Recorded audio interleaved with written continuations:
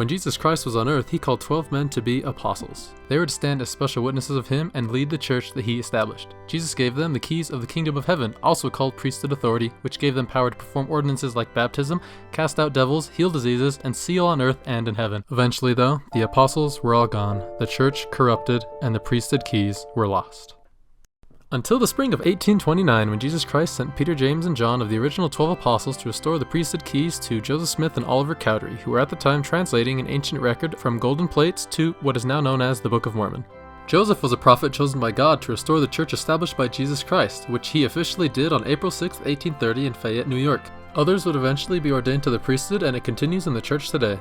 The Lord commanded Joseph to organize a quorum of 12 apostles, which he did on February 14, 1835.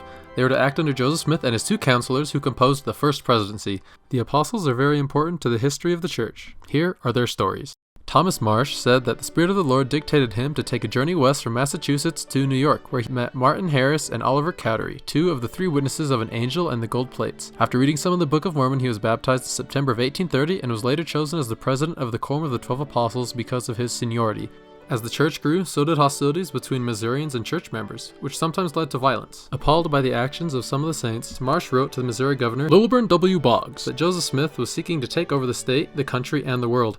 Boggs later issued the Mormon Extermination Order, which called for the extermination and expulsion of members of the church from Missouri. Marsh was eventually excommunicated. In 1857, he was rebaptized into the church. Around that time, he wrote to the apostle Heber C Kimball in Utah, saying, "The Lord could get along very well without me, and he has lost nothing by my falling out of the ranks. But oh, what have I lost?" He later traveled to Utah to be with the rest of the saints and eventually passed away at the age of 65.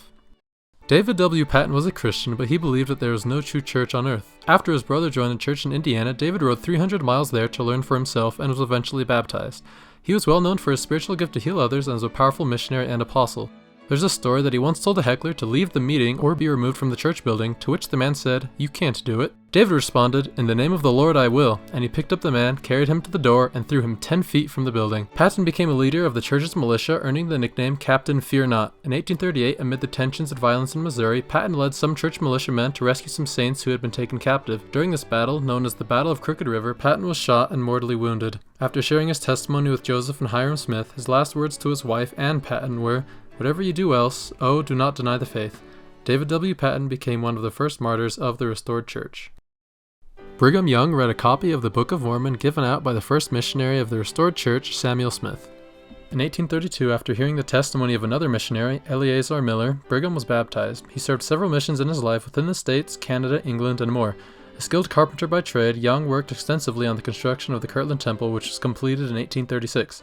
In 1841, he became the president of the Quorum of the 12 Apostles. While Joseph Smith was imprisoned between 1838 and 1839, Brigham led 12,000 saints from Missouri to Illinois to avoid persecution and the extermination order. In 1844, the prophet Joseph was murdered by a mob while incarcerated in Illinois. Before his death, he told the apostles that, "Upon the shoulders of the 12 must the responsibility of leading this church henceforth rest, until you shall appoint others to succeed you." The 12 held the priesthood keys necessary to continue the work of the church. Brigham addressed the church members about who would lead next. When Brigham spoke, the saints recalled that he resembled Joseph Smith and that the prophetic mantle seemed to fall upon him. Eventually, the 12 apostles were sustained to lead the church. A few years later, Brigham Young led tens of thousands of saints westward to avoid further persecution. After traveling 1,300 miles, they arrived in the Salt Lake Valley on July 24, 1847. Later that year, the first presidency was reorganized with Brigham Young as the prophet and president of the church, and Heber C Kimball and Willard Richards as counselors. In 1850, the U.S. government officially recognized the territory of Utah, and Brigham Young as its governor, where he served for 7 years. He helped establish schools that would later become Brigham Young University and the University of Utah. He also oversaw the beginning of the construction of the Salt Lake City Temple, which wasn't finished until 1893. Brigham Young practiced plural marriage and by the end of his life had married 56 women. Young served for about 30 years as the second prophet of the restored Church of Jesus Christ of Latter-day Saints until he was 76 when he passed away from health complications. Heber C. Kimball was a potter, blacksmith, and Freemason. Kimball saw great signs from heaven in the sky on September 22, 1827, the same day that Joseph Smith received the golden plates from Moroni in New York. Heber was baptized in 1832 and served numerous missions, including a highly successful mission to England with Orson Hyde. After Joseph's death, Kimball traveled west with the Saints, being one of the first to reach Salt Lake Valley. When the First Presidency was reorganized in 1847, Kimball became the first counselor in the First Presidency under the prophet Brigham Young. Heber served in the Utah territorial government too. One day in 1868, Heber told his family that the angel Moroni had visited him the night before and informed him that his work on this earth was finished and that he would soon be taken. He passed away the next day at the age of 67. Heber, as well as Brigham Young, were the only apostles of the original 12 who had never turned against the church or Joseph Smith at any point. Orson Hyde investigated the church after his former pastor Sidney Rigdon was baptized. When the first presiding High Council was organized in Kirtland, Ohio, Orson was a part of it. On one of his many missions, he and Heber C Kimball baptized thousands of people in England. During a period of much affliction in the church, he fell away from the church with Thomas Marsh and was removed from the Quorum of the 12 in 1839. He was restored to his position later that year. In 1840, Hyde had a vision that he was to travel through London, Constantinople, and Amsterdam to arrive in Jerusalem, which he did. On October 24, 1841, Hyde offered a prayer upon the Mount of Olives, dedicating Jerusalem for the gathering of the Jews. When the Saints left Nauvoo to head west, Orson was among those who stayed behind to oversee the completion of the temple. He was the president of the Quorum of the 12 Apostles for a time, until he was replaced by John Taylor. Eventually, he moved west to Utah, where he assisted the Supreme Court of the Utah Territory as an associate judge. In 1878, he died of a stroke at the age of 72. William McLellin was baptized into the church in 1831. Later that year, Joseph received a revelation that would be the preface of the Book of Commandments, but some elders of the church didn't think it was sufficient. McLellin attempted to write a better preface but failed. Joseph's revelation was used instead and is now section 1 of the Doctrine and Covenants. He was excommunicated in 1838 after he expressed no confidence in the First Presidency after the church's bank, the Kirtland Safety Society, failed. In 1869, McLellin parted with organized religion, but despite his view of the restored church, he never denied his testimony of the Book of Mormon. In 1880, he said, "I have set to seal that the Book of Mormon is a true divine record, and it will require more evidence than I have ever seen to ever shake me relative to its purity. When a man goes at the Book of Mormon, he fights against truth, against purity, against light, against the purest, or one of the truest, purest books on earth." He died 3 years later in Independence, Missouri at the age of 77. Parley P Pratt was led to New York by the Spirit of God and was baptized after reading the Book of Mormon in 1830. Pratt and others went to preach to the Native Americans near Missouri just a month after joining the church. On this journey, they baptized a preacher named Sidney Rigdon and over 130 of Rigdon's congregation. In 1834, he marched with Zion's Camp, a large body of saints hoping to take back Saints' land in Missouri. Of the original 12 apostles, 8 of them were part of this journey. Parley served missions in Missouri, Ohio, New York, California, Canada, South America, the Pacific Islands, and England, where he was also a mission president. Parley helped bring many important people into the church, such as his brother Orson, John Taylor, and Frederick G. Williams. In addition to being a church newspaper editor, Parley had 31 different published works, including hymns and poems. He traveled west with the Saints in 1847 and was part of the government established by the Saints in Utah. One of his plural wives, Eleanor McLean, had fled California to leave her abusive husband Hector. Hector later murdered Parley in 1857 in Van Buren, Arkansas.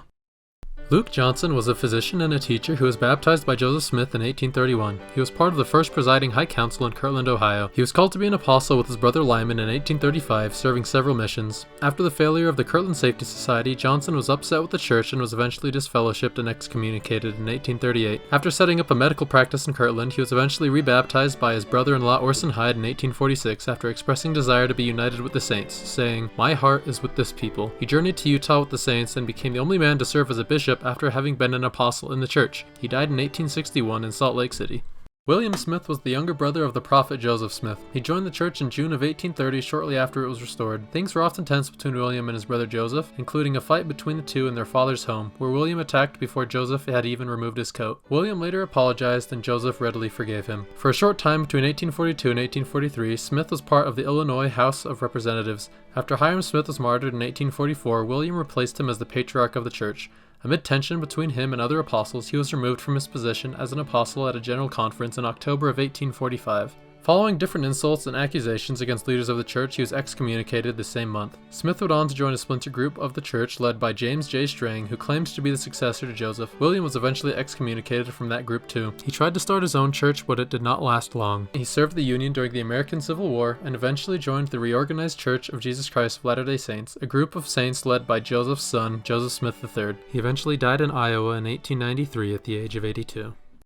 Orson Pratt was baptized on his 19th birthday by his older brother Parley on September 19, 1830. Later on, they were both called to be apostles. He went on many missions during his life, often in the States and the British Isles. Upon a return from the mission to Scotland, Orson struggled with the church's teaching on practicing plural marriage, but more difficult were the allegations that his wife Sarah had had an affair with John C. Bennett, a leader of the church whose adulterous and corrupt nature would soon be uncovered. Eventually, Orson, Sarah, and Bennett were all excommunicated in 1842. In 1843, Orson and Sarah were rebaptized into the church. A brilliant mathematician, writer, and philosopher, Orson taught at the University of Nauvoo and later at the University of Deseret, which became the University of Utah. He helped divide the Book of Mormon and Doctrine and Covenants into verses, wrote for the church periodical The Seer, and published much more regarding doctrine and personal beliefs. When Orson moved west with the Saints, he helped invent the rhodometer, which is mostly credited to William Clayton. This invention later became the modern odometer used to measure a car's mileage. Pratt later served as a mission president over the British mission, where they had much success. He also served on the Utah Territorial Legislature and as a church historian. He practiced plural marriage in Utah, which led to more complications between him and his wife Sarah. Eventually, Pratt died in 1881 from diabetes at the age of 70. John F. Boynton attended Columbia University and began medical school in St. Louis, Missouri. He was baptized by Joseph Smith in 1832 in Kirtland and later served as a successful missionary. When the Quorum of the 12 was organized, Boynton was the only one to have attended a university. When the Kirtland Safety Society failed in 1837, Boynton's faith in the church faded. At one point, he and Warren Parrish led an armed takeover of the Kirtland Temple. He viewed Joseph as a fallen prophet and was excommunicated, eventually leaving religion altogether. In the 1840s, he practiced dentistry in the Nauvoo area and graduated from St. Louis Medical College in 1845. He has 36 patents at the United States National Patent Office and was the first geologist to examine an unearthed statue believed to be a fossilized giant but turned out to be a hoax. In later years, he wasn't antagonistic towards the church, and he even visited Brigham Young while on a trip to Utah. He encouraged his friend Erastus Snow to stick to the church and said, "If anything is right, Mormonism is." He died in 1890 at the age of 79 in Syracuse, New York. Lyman Johnson joined the church in 1831 and served successful missions alongside Orson Pratt. In 1835, he and his brother Luke were called to be part of the Quorum of the 12 Apostles. He too was turned off by the failure of the Kirtland Safety Society and was eventually excommunicated. He later became a lawyer in Iowa. While he never rejoined the church, he later recounted, "I would suffer my right hand to be cut off if I could believe it again. Then I was full of joy and gladness. My dreams were pleasant. When I awoke in the morning, my spirit was cheerful. I was happy by day and by night, full of peace and joy and thanksgiving. But now it is darkness, pain, sorrow, misery in the extreme. I have never since seen a happy moment." He died in Wisconsin in the late 1850s, having drowned in the Mississippi River as the result of an accident. Just like the original 12 apostles in Jesus' time, these 12 apostles were imperfect men called to do a perfect work. Through their sacrifice, they helped re-establish Jesus Christ's church upon the earth. The Quorum of the 12 Apostles exists today. You can learn more about the current apostles by visiting churchofjesuschrist.org.